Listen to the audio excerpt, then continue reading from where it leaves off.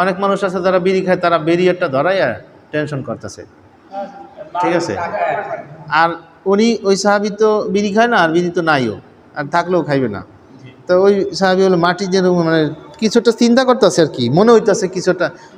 আরেকজন সাহাবি ওখান থেকে যায়, কয় হুজুর আপনারা দেখে খুব চিন্তিত মনে হইতেছে। হ্যাঁ, একটা জিনিস চিন্তা করতেছি। তো কি চিন্তা করতেছেন? কয় যে আমার ঈমান গ্রহণের পরে মনে পড়ে না আমি কোনো গুনাহ করেছি। তা দেখেন কি, তারপরেও আমি ভয় করতেছি যে আমার ঈমান আল্লাহ কবুল করো কিনা। মানে যেভাবে ঈমান আল্লাহ আনতে বলছে, আমিনু কামা আমানান নাস, তোমরা ঈমান আনো যেমন করে মানুষ ঈমান এনেছে।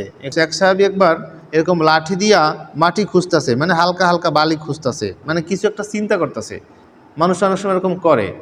অনেক মানুষ আছে যারা বিড়ি খায়, তারা ব্যারিয়ারটা ধরাইয়া টেনশন করতেছে, ঠিক আছে। আর উনি ওই সাহাবি তো বিড়ি খায় না, আর বিড়ি তো নাইও, আর থাকলেও খাইবে না। তো ওই সাহাবি হলো মাটি যেরকম মানে কিছুটা চিন্তা করতেছে আর কি, মনে হইতেছে কিছুটা। আরেকজন সাহাবি ওখান থেকে যায়, কয় হুজুর আপনারা দেখে খুব চিন্তিত মনে হইতেছে। হ্যাঁ, একটা জিনিস চিন্তা করতেছি।